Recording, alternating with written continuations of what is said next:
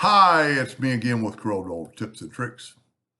Kind of a cool graphic, three-dimensional look, and it's really easy to draw. And if we take a snapshot of that right there, it's pretty easy. Let's move this out of the way. I'm going to use the graph paper tool. I'm going to set my graph paper tool on 10 by 1. I am going to hold down the control button and make a graph 10 inches, and it's not really 1 inch. I could make it 1 inch, but I don't have to. I'm going to hit P, put it in the center of the page. I'm going to Control D and rotate it 60 degrees again.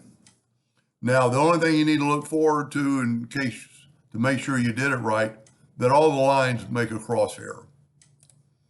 So we're going to kind of leave this up here. And you could start anywhere, but I'm going to start like right here at this first one. And I'm going to take my virtual segment delete key and I'm going to make that first square right there. And then I'm going to hold down the Alt key and I'm going to control right to there. And then I'm going to,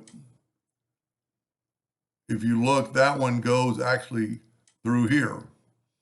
And then one more couple of lines. Whoop, I'm not holding down the Alt key, and that's what happened. So you've got that right there. You know, and you would kind of think we need to take away some more, but we really don't. So I'm going to take the Smart Fill tool now. First of all, what I'm going to do is group this together, Control G. So I can move it out of the way in a minute. I'm going to take my Smart Fill tool. I'm going to use a different color this time. I'm going to use that dark blue. And I'm going to fill in that.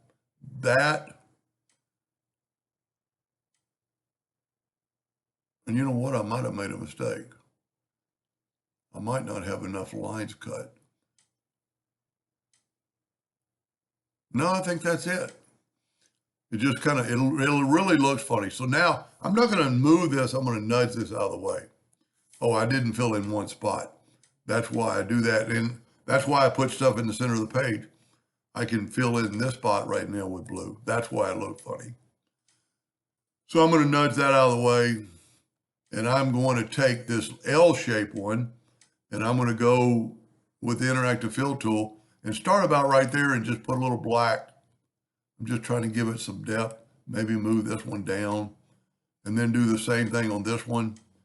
And I always use black. Sometimes I often wonder if I should start using a light. Now this one, I could do a lot of things on that one. I just left it. But let's try a little fun.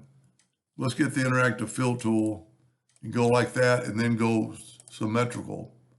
Just kind of, and this is what keeps it round, that one right there. And let's put a little bit of black in the middle. Of course, it's too much, so we can move our blue in. That might give it a little detail.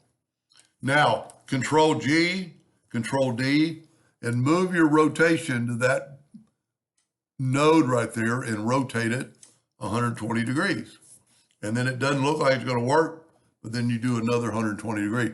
And what kind of makes it stand out, if we will take now and select it all and right click outline and put a black outline around it. And then if we put a black box around it, it really makes it stand out if you say you print on a black material or a black t-shirt. It's not the neatest graphic in the world, but it might teach you a couple of tools and how to do things. Anyway, I hope that helps somebody someday, and thank you for watching.